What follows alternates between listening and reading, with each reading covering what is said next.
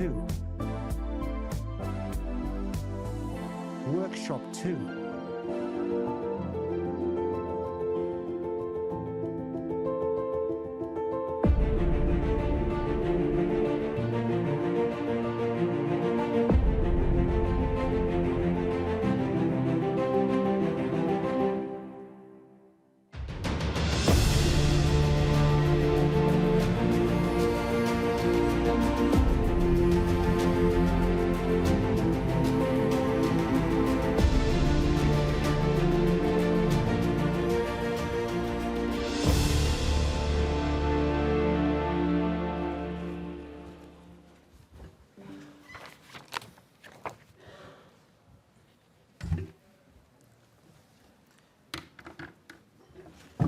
Good morning, everybody.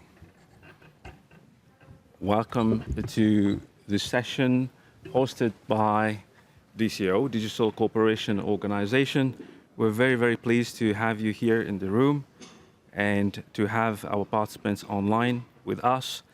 I'm Samim Ghaffar. I'm Multilateral Engagement Senior Manager at DCO, and it's my honor and pleasure to facilitate this session here today. We have with us online our colleagues from back in Riyadh, Helen McGowan, Senior Business Partnership Manager, who will be moderating online as well. We'll be taking questions in the second segment of this session. The first session will be a panel discussion. We'll have with us a very distinguished panel of experts that have been assembled from various areas of expertise, and we're very happy to have you in the room today. We thank you very warmly, and would like also to thank the organizers of the IGF, and warm thanks to the Norwegian government for their hospitality. Today, the session entitled Cooperation for Digital Resilience and Prosperity. We don't aim for it to be just a theoretical discussion. It's about operationalizing trust, resilience, and equity in the digital space. It's about moving from pledges to policies, from theory to practice.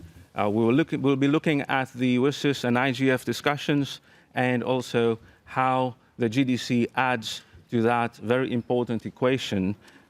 We have with us our Special Envoy for Multilateral Affairs, Hassan Nassar, and I will be giving him the floor for his opening remarks. Over to you, Hassan. Thank you very much, Samim. Thank you, everyone. Good morning in Oslo. This is, I think, one of the first sessions, so thank you for joining early. I really want to thank, of course, the organizers, the host country, the IGF Secretariat, and all the stakeholders involved in this forum. For DCO, this is the second participation to IGF. And I know some of participants here have a long experience in this forum. DCO was founded only 4 years ago as a unique intergovernmental organization mandated to accelerate the inclusive and sustainable growth of the digital economy. With this mandate, we are supporting 16 member states across Africa, Europe, Middle East, and Asia. And this mandate is mainly focusing on this aspect of digital enablers, digital business, and digital society. Last year, during the IGF hosted in Riyadh, which is also the headquarters of the DCO, we had a first forum to explore the areas of digital cooperation, because, again, we think that this is the way forward to build digital prosperity and to ensure resilience of the digital economy. We are facing today a more fragmented world, and this is, of course, the reason why DCO was established. Addressing those barriers, but also leveraging the opportunities coming from digital economy in terms of creation of jobs, creating of new opportunities and innovation. For today's discussion, as mentioned by Samim, we really want to look and explore new cooperation. That's why we have made sure that we have with us partners from member states, from other international organizations, and from other governments. There is a space for all stakeholders, and the IGF is the good example of a multi-stakeholder process when it comes to digital cooperation and building a more safe, open, and sustainable and inclusive digital future for all. In the DCO General Assembly hosted in February by the government of Jordan, the 16 member states adopted the 4-year agenda for the organization. This 4-year agenda focuses on specific elements which have been designed to really cover and ensure a joint efforts. When we look at the current multilateral system, we can see, I think we can all see, the main challenge in terms of fragmentation. Fragmentation of agendas, fragmentation of mandates, fragmentation of resources. And in DCO, we really want to address this issue of fragmentation by providing a common assessment, a common understanding of what is the situation today when it comes to digital economy. That's why DCO, during the Summit of the Future, hosted in the UN headquarters in New York, September 24, launched the Digital Economy Navigator. The Digital Economy Navigator has been designed as a joint solution shared with all stakeholders to understand what are the priorities today, what is the situation today when it comes to digital economy, looking at the different aspects from digital enablers, digital society, and digital business. This Digital Economy Navigator today covers not only the 16 DCO member states, but it covers a total of 50 countries around the world. We have shared the findings, the data of this navigator, and we are currently working on a new edition of this navigator. To work on this second edition of the navigator, we will of course engage with all stakeholders to get their feedback, their input, and also to see how to activate and implement the findings coming from this tool. So today's discussion for us is really an opportunity to start this multi-stakeholder dialogue when it comes to understanding better the digital economy.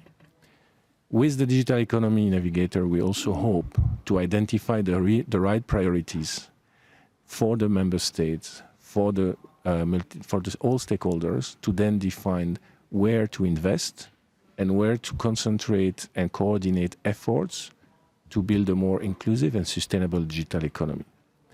This cooperation will also help us to define and to ensure resilience of the digital economy, which, as we've seen over the last years, is a key issue and a key challenge for developing countries, but also for industrialized countries.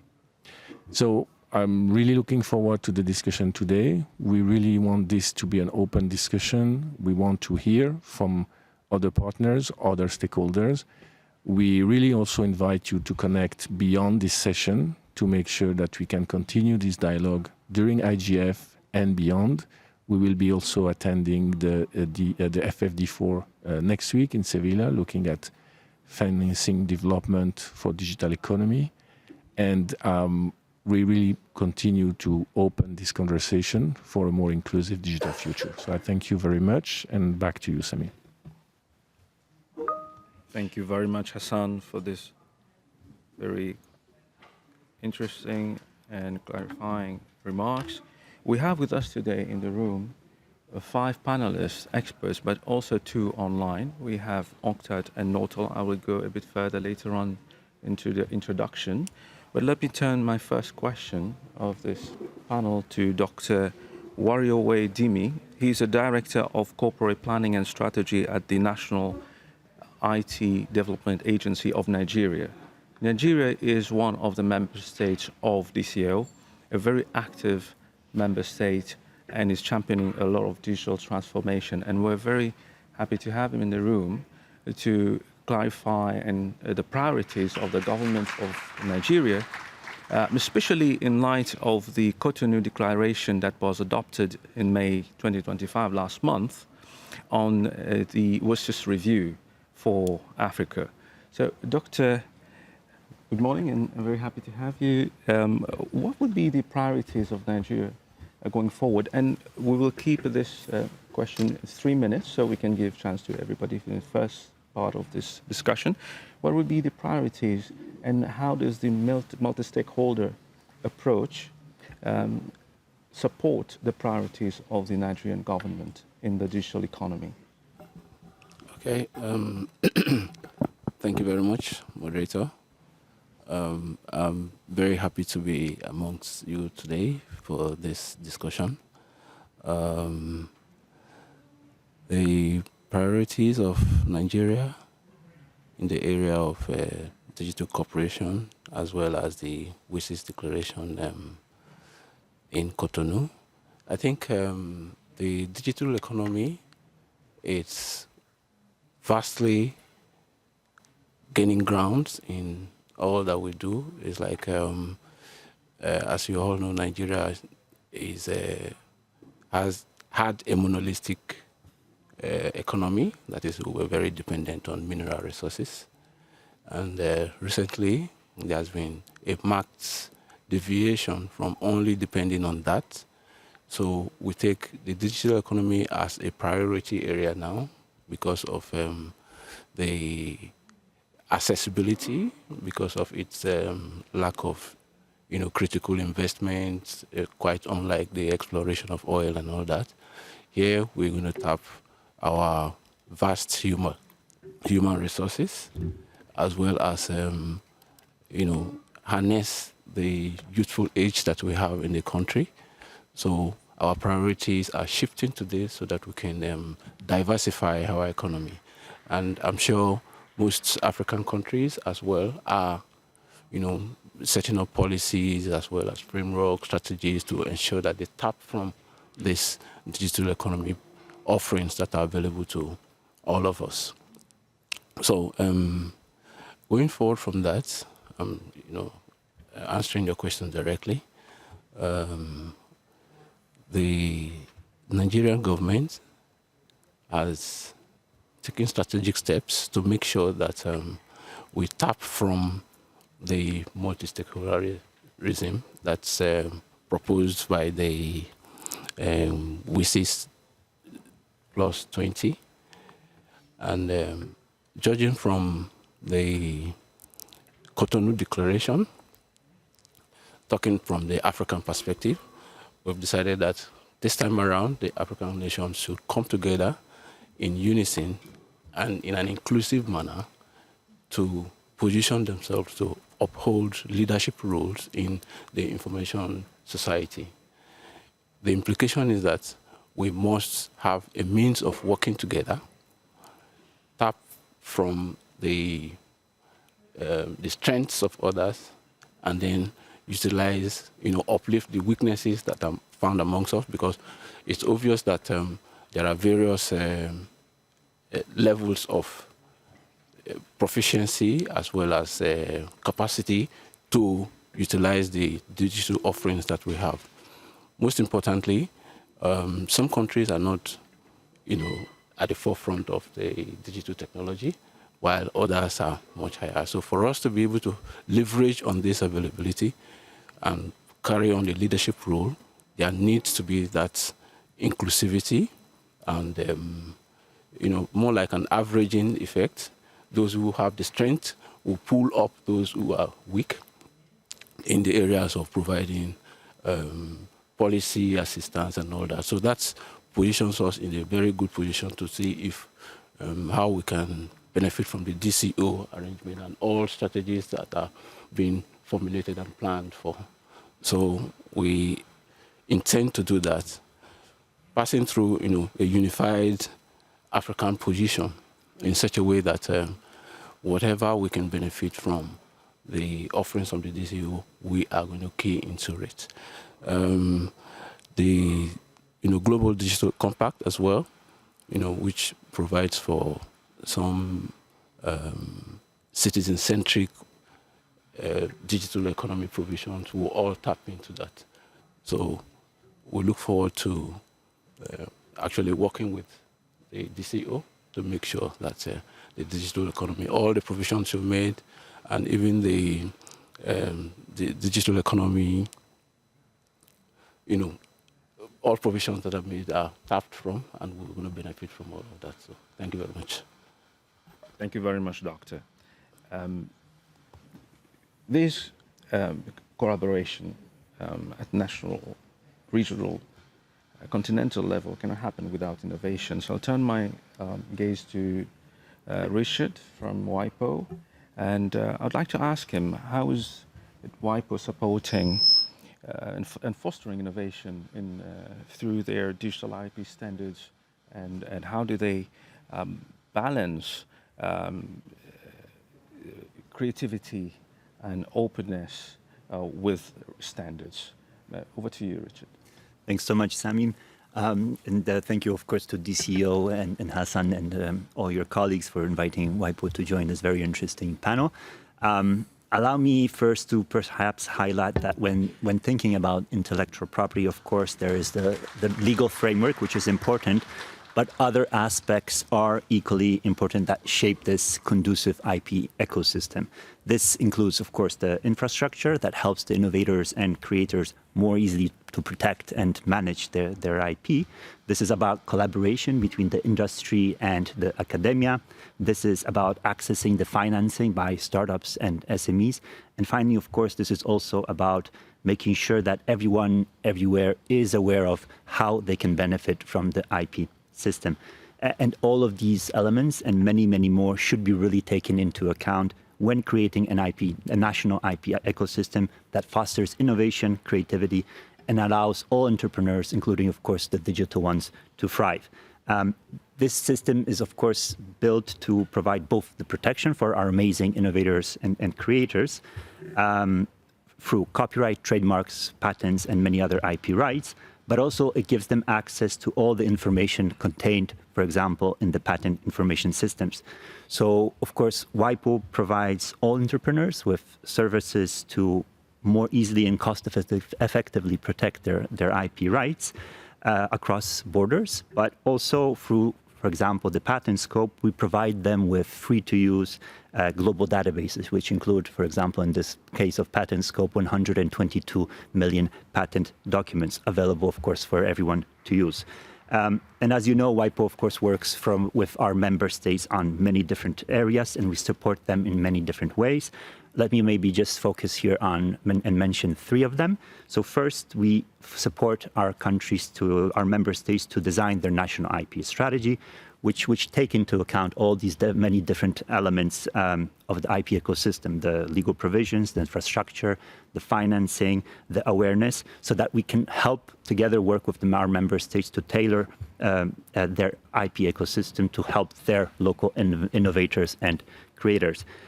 Second, of course, we provide research and data that guide the policymakers world over, whether on the international or local level. So, for example, we have the Global Innovation Index, which is one of our flagship publications that ranks 130 economies and also specifies their innovation weaknesses and strengths. We have the IP statistic reports, or of course, we have the patent insight reports on the future of technologies. The third element, which is of course also very close to our heart, is that through a range of programs and initiatives, we, such as the IP management clinics or the work of our WIPO Academy, we want to help the local innovators understand how they can benefit from the IP system, so that in the end of the day, they can successfully run their business, their initiative, using this system. Of course, being here, allow me to also mention that we have the WIPO Conversation, which is this open, inclusive, also multi-stakeholder platform, where we provide everyone with a leading set and global setting to discuss the impacts on frontier technologies on all the relevant IP rights, and of course, to bridge that existing gap. So over the past 5 years, 12,000 people, experts from the global experts, many of them attending, by the way, IGF, but also local innovators have been participating, and sessions focus on such areas as data, the metaverse in the past, but also, of course, as everywhere, AI. But what is also important following these conversations, that we launch a range of tools and on-the-ground projects. So, for example, we have the AI and IP policy toolkit, or the upcoming AI infrastructure interchange. And this is the part where I can, of course, say so much more, and I love talking about these things, but I see the clock ticking. So let me perhaps just mention as well that, of course, as well, WIPO, and in 2024, the member states of WIPO have approved 2 international treaties, which is something we're, of course, very proud of. Let me say by ending that, of course, we are, as WIPO, we are here to serve the digital innovators, the creators, the entrepreneurs, and across the world, and we look forward to working with DCO and all the many partners attending IGF and beyond to make sure that all our innovators and creators can benefit from IP. Many thanks, Samim, and over to you. Thank you very much, Richard.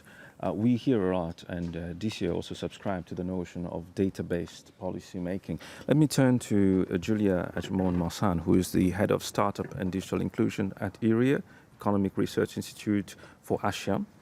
And what insights can you offer us from the global frameworks like the GDC and regional integration models from the ASEAN countries? You are also a former innovation economist at the OECD. You have a wide range of experience. So what will be the insights you can give us on building interoperability and resilience into digital economies? Thank you, Samim. It's a great pleasure to be here with all my fellow panelists. Thank you, DCO, Hassan, for this kind invitation. So cooperations, when it comes to digital innovation, it's very much at the core of what we do. ARIA is an international organization of 16 member countries based in Indonesia, in Jakarta. Our member countries are the 10 Southeast Asian economies, ASEAN, plus Korea, China, Japan, India, New Zealand, and Australia. So we are very much at the center of the Asia-Pacific and Indo-Pacific. And we have recently established, thanks to the generous contribution of the government of Japan, our Digital Innovation and Sustainable Economy Center, EDISC. We are very interested, through the activity of the center, to explore the relationship between digital innovation and the Sustainable Development Goals, the SDGs. And that's because through our activities, we want to develop insights, but also policy dialogue, capacity building to support a digital transformation that is compatible and conducive to the SDG framework, which is very much, what the UN Global Digital Compact is about at the end, and I think also very much what many of my colleagues on the panel are working on. Let me give you a couple of examples. Well, for instance, we are now currently very active in developing both local innovation ecosystem within Southeast Asia, but also in some cases, transnational ones. And this is when, our conversation today about international and global cooperation becomes so important. We are active in developing a strategic document called ASEAN-Japan AI Innovation Co-Creation Roadmap that will go directly to ministers for economic development of ASEAN and Japan, where we are really looking at, on one hand, the strengths and areas of improvement of these 11 countries, but also way to really develop a multinational AI innovation ecosystems, based on connections of people, based on, skills transfers between different areas of the world. Some countries of these 11 countries are, benefiting from very young, tech-savvy, dynamic population. In other cases, aging economies, they may need to think about how to develop a very effective relationship with these young entrepreneurs that are developing fantastic startups, but also digital innovations. So this is one example of something that is very much in relation to our discussion today. We also know that, just looking at our region is not enough in a globalized world. Again, Hassan was telling us earlier today that global collaboration is becoming more difficult, but nevertheless, we need to, keep trying and keep developing our relationships. And that's because there is so much to be learned. So we are very active in certain G20 work, notably, and this is something I'm personally very much committed to, the work of a new engagement group of the G20 called Startup 20, that is currently led by South Africa, the G20 chair this year. But we had the pleasure to work also very, very well with India and Brazil last year. And this is, again, a global group that is pushing for the development of a global innovation ecosystem, looking at the strengths of different countries and also complementarities. And the idea is also to basically build a global dialogue. We are just at the beginning of this adventure. It's a working group that was established under India 3 years ago. But nevertheless, it's something very interesting because on one hand, we can share the very good lessons that we see in our region and learn from other regions in the world. We had a very, very interesting number of exchanges last year under Brazil. Lots of, interesting developments that could be pushed forward in terms of collaboration between Indonesia and Brazil, for instance, because of the size of the economy, certain sectoral specialization, including in digital innovation, and so on and so forth. Coming back, to the Pacific area, we are also very pleased to collaborate with APEC, the Asia Pacific Economic Cooperation, this year under Korea. We are in touch with the Korean Ministry for Startup and SMEs, and we will actively contribute to something that is called Global Eco-Innovation Forum. It will take place under the APEC Ministerial Week on MSMEs. And there we will look at how to combine the digital transformation with the green transformation. So once again, this idea to connect different SDGs, both at local level and international level. And maybe, because we are probably short in time, let me just conclude by saying that even our collaboration with GCC countries is becoming more important than ever, especially after the 2 summits, ASEAN GCC. So this is also another area where I really look forward to staying in touch with DCO, countries in the Gulf, and all the panelists that are present here today, because there is a lot that we can build. Thank you very much. Thank you, Julia. I know there is a lot of nuggets and experiences from the areas of work that each of us are doing. And let's keep it under 2 to 3 minutes. And in the second part of the panel, you can maybe share a bit more on your experience. We have next Constantina Cassa, the head of international affairs at the Italian Agency for Digital. Constantina is a very distinguished expert in digital governance and IT policies globally and also now at national level. We would like to have your experience regarding the GDC process and existing mechanisms like WSIS, IGF, and national and regional initiatives. How do they contribute to address challenges in the digital economy that, based on your experience, both at the transnational levels and local levels? How does GDC and those platforms have to solve these problems? Over to you. Okay, so thank you for this invitation. It's a pleasure to be a speaker in such an important panel. So, the Global Digital Compact marks a significant milestone in the evolution of the global digital governance. And this is a result that began several years ago with the high-level panel on digital cooperation, continuing with the roadmap for digital cooperation, and also was further shaped by our common agenda. And the GDC seeks to respond to complex challenges of digital transformation through coordinated global efforts aimed to building an inclusive, open, secure, and equitable and sustainable digital future for everyone. But in this context, it's essential to foster synergy between the GDC and existing processes, and in particular with the World Summit on Information Society, which has been active for more than 20 years. And even if it is in the last 20 years, the digital landscape has evolved significantly with new priorities such as data governance, artificial intelligence, and biosecurity, the foundational principles of the WSIS remain relevant and complementary to those of the GDC. So the upcoming WSIS Plus 20 review process, it's an important moment. It's a key opportunity to strengthen and update the WSIS framework, incorporating the GDC objectives and priorities, and to avoid redundancy and duplication. So it's an important moment to discuss which mechanism could facilitate this integration. And in this scenario, the IGF continues to serve as a primary platform for an inclusive dialogue among all digital stakeholders. Since its inception in 2006, the IGF has grown from a discussion forum to a structured ecosystem, including dynamic coalition, best practice forum, policy network, and especially the network of national and regional initiatives that now are comprising over 180 initiatives worldwide. The NRIs could play a strategic role in the local implementation of the GDC.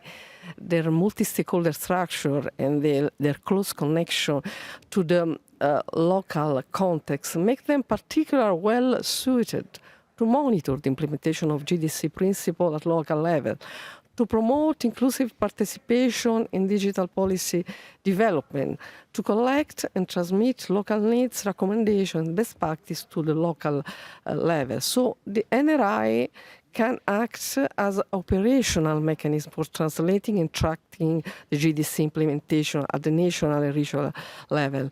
To ensure that the principles are not confined to the diplomatic or theoretical sphere, but are concretely reflect in public policies and local practices. So in conclusion, I think that the success of the GDC will depend heavily on the international community's ability to build on and reinforce existing participatory frameworks.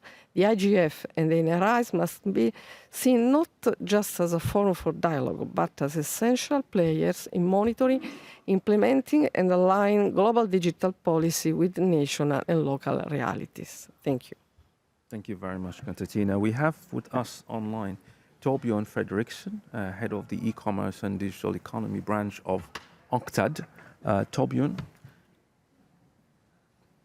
Well, thank you very much, moderator, and it's greetings here from Geneva. I wish I was there with you in Norway to celebrate the 20-year anniversary of IGF.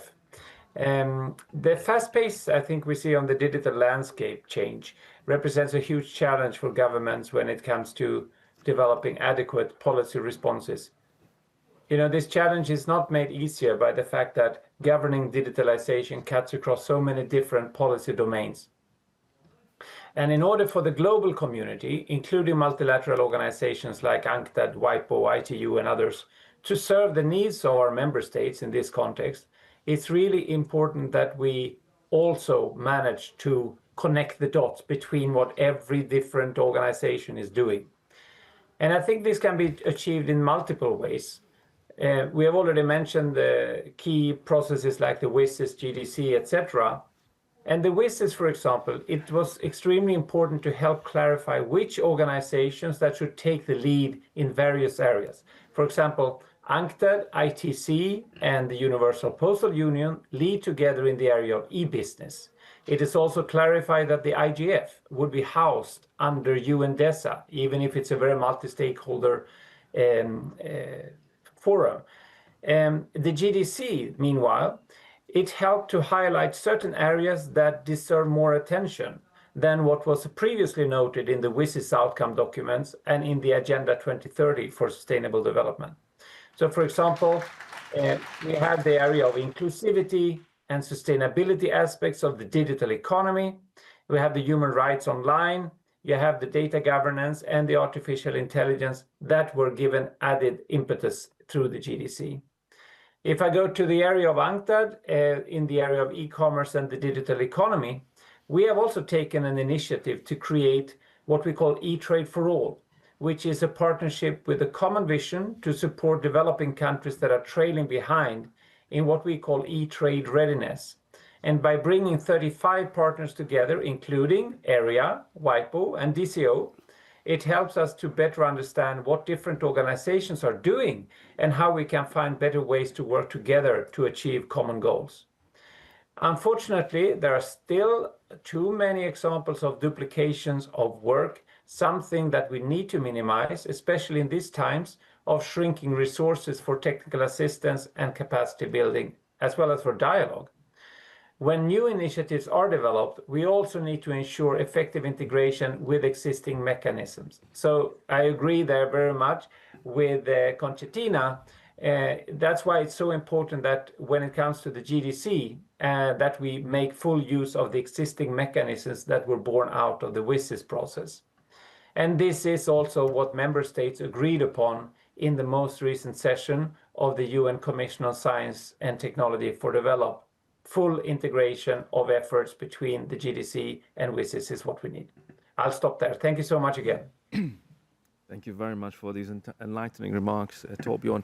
I'll shift my focus to Professor Luca Belli, Professor of Digital Governance and Regulation at the FGV Law School in Brazil. He has a lot more responsibilities and titles, but in the interest of time, let me just cut to the question. You've done a lot of research, Professor, in LATAM and BRICS countries. What lessons can you share that can accelerate the multilateral digital prosperity and bridge the gap for Global South?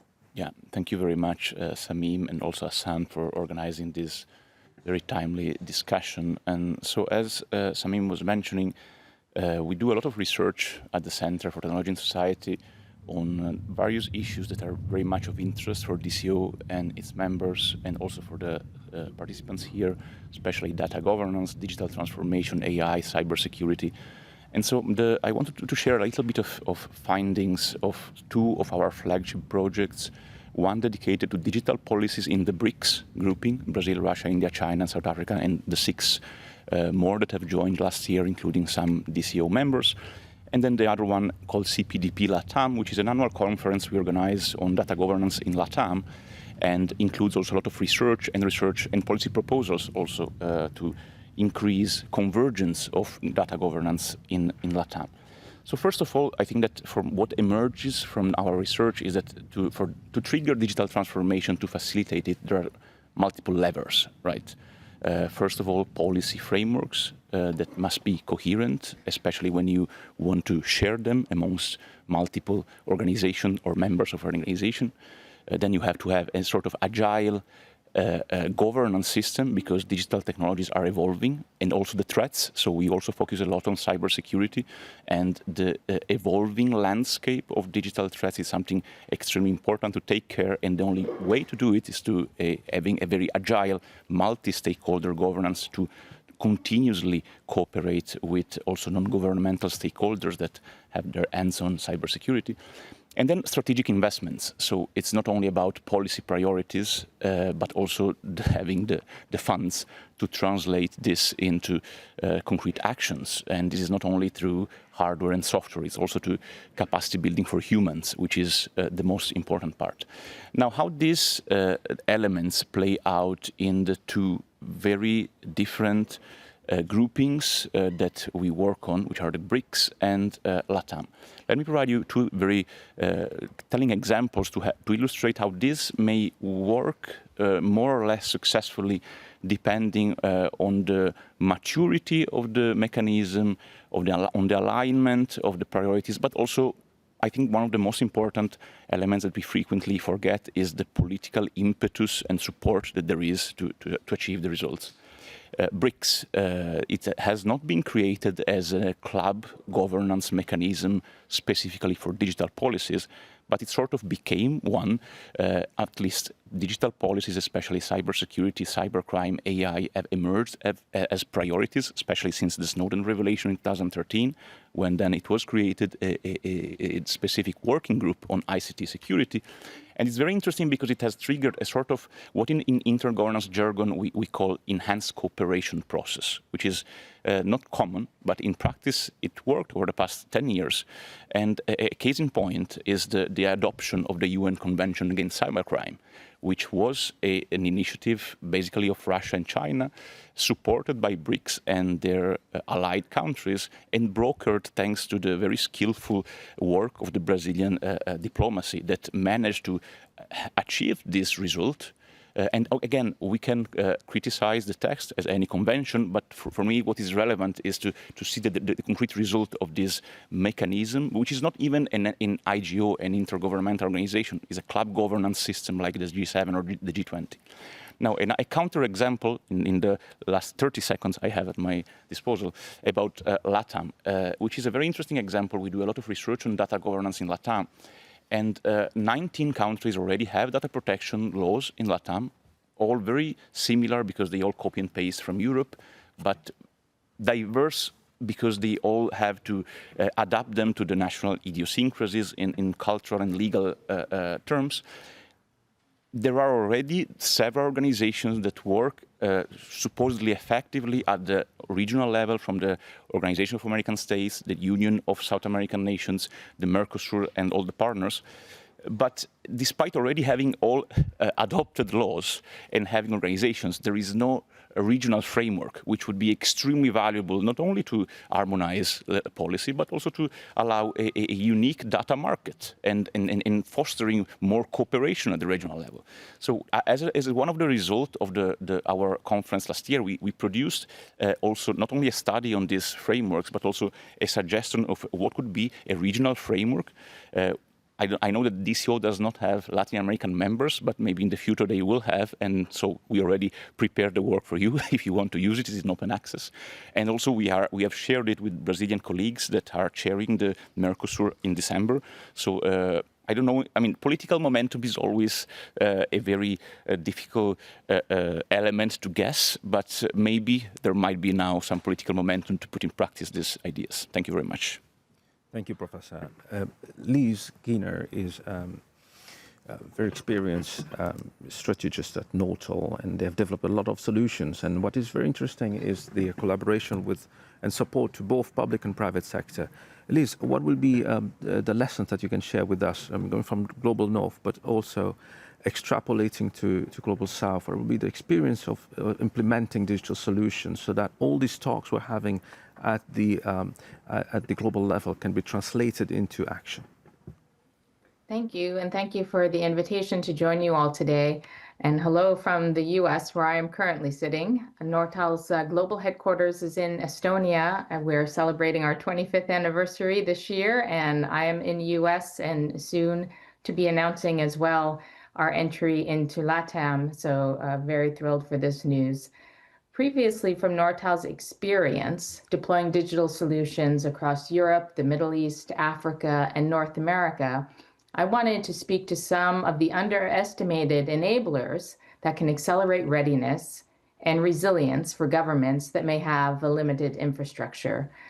So the first one of 4 is having a lean, modular digital architecture. Many governments overestimate or maybe oversold the need for a heavy legacy IT investment. So one example that we can reference is our work in Botswana, where we helped the Botswana Unified Revenue Service leapfrog to a modern API-based tax system running in the cloud and integrated with existing systems. This was without the need for major infrastructure upgrades. Secondly, I would focus on looking at trusted digital identity. This probably seems like a no-brainer, but some governments often deprioritize digital identity, yet it is foundational for trusted, scalable services. In both Estonia and Finland, Nortal helped implement national digital ID platforms that now enable seamless access to services across health, finance, government, and this dramatically increases both reach and resilience. And touching more directly your question on cross-sector partnerships, public-private collaboration accelerates resilience. In Oman, Nortal brought together government, telecommunications operators, and banks to co-create citizen services, expanding access farther and faster than the government could do acting alone. Probably the most important, especially when you want to make sure that you are focused on trust and the trust of your citizens, is citizen-centric service design. Many programs focus on technology first, and it's very easy to think this way rather than focusing on users. In both Lithuania and in Oman, Nortal led with user-centered design, ensuring that services were accessible across mobile-first channels. And this was a critical factor in markets that have a patchy infrastructure.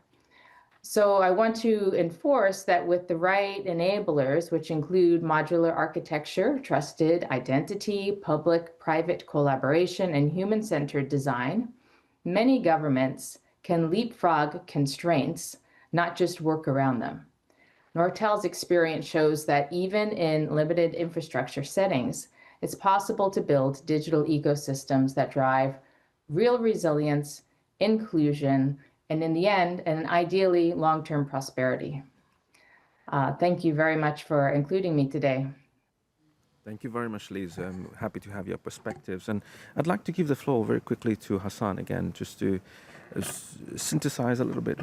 There's a lot of angles, a lot of perspectives here. What do you make out of this, Hassan?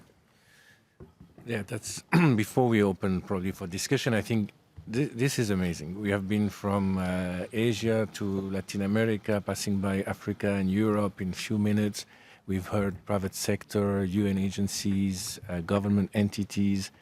I think what we get from that is, first of all, there is a huge potential of digital economy to really help prosperity, to really help human development. As long as we make sure that this transformation, this digital transformation, this new economy, which is now becoming probably the economy, is also aligned with SDGs and with principles that we are all caring about. To do that, I think the other takeaway from me so far is we need cooperation. And that's easy to say, that's not easy to do. Because to have this cooperation, we need to share principle. We need to have also a common language. We need to have respect as well, which sometimes seems to be difficult in this world today. In terms of common principle and common ambition, we believe that the GDC was a big achievement to define, let's say, direction of travel. And of course, we need to build with existing foundation, as mentioned by the panelists. We have very strong foundation 20 years ago defined to help us. So now we have, let's say, this political commitment coming out of the Summit of the Future. We have an existing mechanism that we need to reinvent and refresh and support. We need also to really ensure that there is an openness when it comes to listening to different perspectives. Today we have on this panel also this global South perspective, South-South cooperation, triangular cooperation will remain an essential part of what we are trying to achieve. So from this your perspective, and I'm really curious, of course, to hear from the participant, from the audience as well, our commitment is to really support the consolidation of this mechanism to foster cooperation based on openness, based on shared knowledge, based on common language and common principles. But again, we have limited time. We hope that after this forum, we have a lot of coffees that will help us to continue the conversation. So back to you, Samim, and I hope we have some questions online as well. Thank you very much, Hassan. We would really like to apologize to our audience because we kept the interactive session as long as we wanted to be. But we open the floor for questions in the room, and then we'll have time to take questions online as well. Helen is assisting online. So, the floor is open.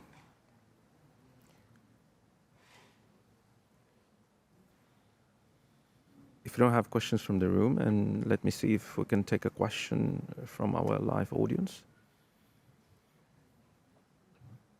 Helen, over to you. Hello, Samim. Hello, everybody in Norway. There aren't any questions online yet to take forward, so hopefully somebody in the room will participate and have a question there. Well, in that case, Torbjörn has a question. Yes, Torbjörn, please go ahead. Just to break the ice, thank you so much. Let me just comment on one thing that Hassan said here. We're talking about the digital economy now becoming the economy. I wish that was the case in all parts of the world, but I think it's so important to keep in mind that we still have very huge divide, especially in the digital economy. Just to give one example, in Norway, for instance, more than 80% of people are shopping online on a daily basis. In Africa, it's typically less than 5%. So I think it's so important to keep this in mind, although we are carried away sometimes by all the amazing things that are happening with AI and so on and so forth. Many of the basic challenges still remain if we're going to make sure that the digital revolution brings value and opportunities full scale in many parts of the developing world. Thank you, Torbjörn. If any of the participants and the speakers would like also to share, maybe they didn't have a chance to complete their thoughts earlier, I'm happy to do that. Starting with Richard. We'll go from left to right. Thanks so much. I mean, I can reconfirm absolutely that cooperation is extremely important. And DCO, UNCTAD, thank you, of course, for having us as well as the partner for E-Trade. For All, we're always very happily contributing with our IP expertise in E-Trade for All, but also in many different forums, including DCO here in IGF and so forth. It's just to perhaps, using that opportunity for a quick conclusion, is that just to perhaps say that the value of intangibles has been growing rapidly over these 25 years, and it reached the 62 trillion US dollars worth in 2023. And intangibles, which are of course many of them protected by intellectual property, are not only increasingly becoming important for some of the biggest companies, but even more especially it's becoming important for the SMEs, the local businesses, or innovative and creative individuals in every corner of the world. And WIPO, together with all the partners, is there to serve them. Thank you, Richard. We'll go back to the room. We have a question from the audience, please, sir. Yeah, thank you. This is Edwin Chung from Dot Asia. We actually serve as the secretariat for the Asia Pacific Regional IGF. I heard, I forgot who mentioned this from the panel, but about kind of the success of the GDC and implementing it into the NRIs. I think that's a very interesting direction and something that is really important for the NRI community to understand.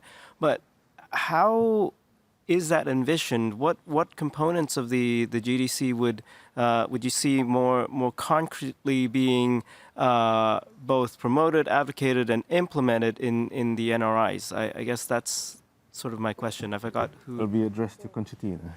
Okay. Thank you very much, sir.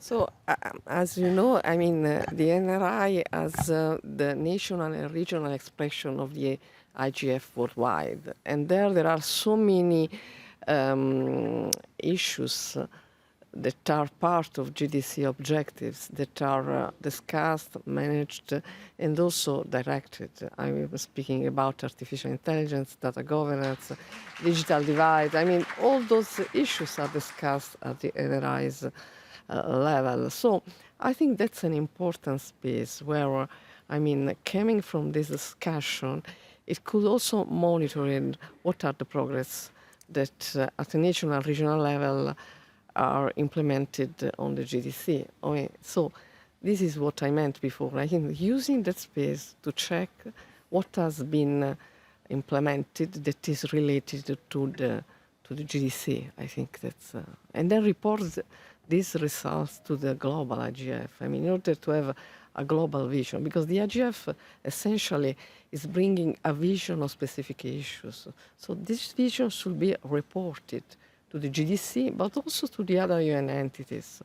I think this is an important process that should start after each IGF ends and after each national and regional initiative ends. It's important to communicate, to spread the results, and to create these linkages that now are, I mean, I think a little bit weak. This is what I think.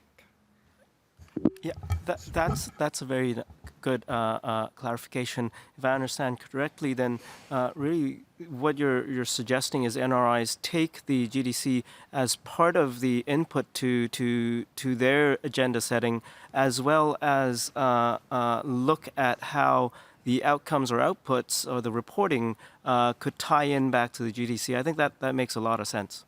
Thank you. Thank you very much. Julia, do you have any comments on that question coming from because the question was addressed from the region of or your concern? No specific comment. I think that Concertina has already addressed the question very well. I mean, let me just add that, I think she mentioned the UN system, but of course, there are also organizations beyond the UN system. We work a lot and very happily with the UN system, but nevertheless, this is a global effort.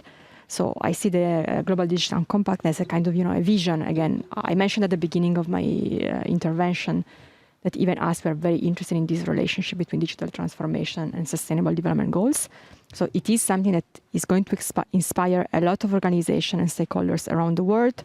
Again, multi-stakeholder approach. I think that some other speakers mentioned this before me. So whether we are private, multilateral, local, this is something that, we need to work together, and we also need to learn how to work together, and in some cases, we need to also learn what are our respective portfolios and mandates. But let me just add something before we move on. I think it's also very important to kind of be open to learn across regions. So, before I was based in Paris, you mentioned I was working for another very big multilateral organization. Then I moved to Asia. And I just realized that, now that I'm based in Asia, not everybody, of course, we had a wonderful conversation with Luca just before this panel. But, don't look at us as, just an Asian organization. We have a lot, of course we have expertise on Asia, but we want to learn from Europe, the Americas, Africa, everywhere in the world. But we also have lessons to share. So I think this is very important to really try to break a little bit these boundaries, think outside the box and learn from different regions without, just labeling institutions. This is Asia, this is Africa, it has nothing to do with me, so it's not interesting. Because every day, even through G20 South Africa, I'm learning so much about the continent and so many lessons that are so relevant for the economic development and prosperity of our member states. Thank you. I think we have time just for 30 seconds to Professor Luca, Dr. and Liz. Luca. Yeah, I will use my 30 seconds wisely. So just to reiterate a couple of points that I think are key here, which is the fact that, again, when we are speaking about the GDC or any kind of other effort aimed at transforming digitally a nation, a company, a society, this is not only about adoption of technology, it's not only technological shift, it's also an evolution in cultural evolution and in organizational evolution, right? And so this, I think, sometimes amongst academics we are a little bit frustrated because there are a lot of very nice declarations, policies, and even regulation at the national level that sounds fantastic in theory, but then the practice is very far. And how I think that the challenge here and how multi-stakeholder interaction could be explored more is to translate these excellent, sometimes policy objectives into concrete action. So to make it percolate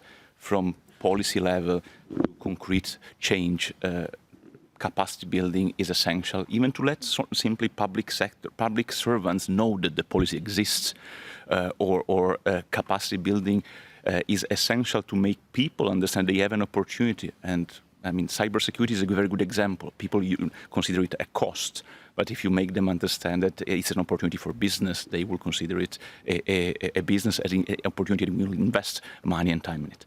I'm speaking too much, I'm seeing from your glance, so I will stop here. We have 1 minute to go, so yeah. But just to conclude, just me tell you something that you will like, that I think that the DCO has a very good role in it, because many regions in the world do not have a player like DCO that could help articulating this. Thank you very much. I think you wrapped it up for us, but I'd like to still give the floor to a doctor for last comment. Okay. My comments will go in the area of disparities between the whole system, globally and then regionally, as well as nationally. As the professor said, there are beautiful policies and regulations and all that are out there, but the implementation is difficult. Now, how do we address these differences? Technological levels, infrastructure availability, as well as understanding the nitty-gritty of the implementation path that these things will take is a difficult terrain.